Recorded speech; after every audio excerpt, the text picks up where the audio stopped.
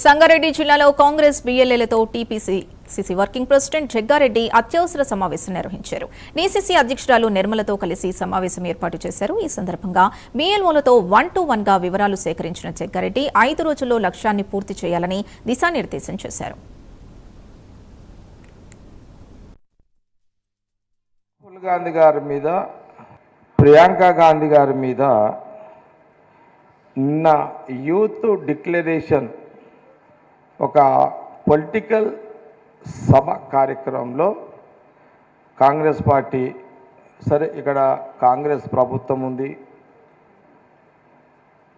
ఇక్కడ ముఖ్యమంత్రిగా రేవంత్ రెడ్డి గారు ఉన్నారు, ఇక్కడ ప్రభుత్వం ఉన్నది కాబట్టి ప్రతిపక్ష పార్టీగా వారు మాట్లాడాల్సిన విషయాలు జనరల్గా అపోజిషన్ పార్టీ రూలింగ్ పార్టీ మీద మాట్లాడతారు సహజంగా. వాళ్ళు మాట్లాడే క్రమంలో కేటీఆర్ గారు డైరెక్ట్గా రాహుల్ గాంధీ గారిని, ప్రియాంక గాంధీ గారిని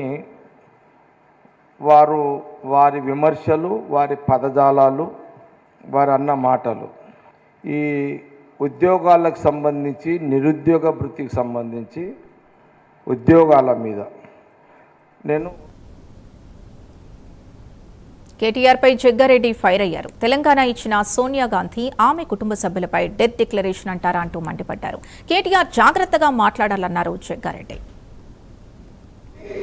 రక్తం ఉన్నట్టుంది నీకు కేటీఆర్ గారు, ఇక ఇంతకంటే మనం ఏమంటాం చెప్పాను. నీకు తెలంగాణ గడ్డ మీద రాష్ట్రం ఇచ్చిన సోనియా గాంధీ కూతుర్ని, కొడుకుని డెత్ డిక్లరేషన్ నువ్వు అంటున్నావు అంటే ఏమి నీ జన్మ, ఏమి నీ జీవితము, ఏమి నీ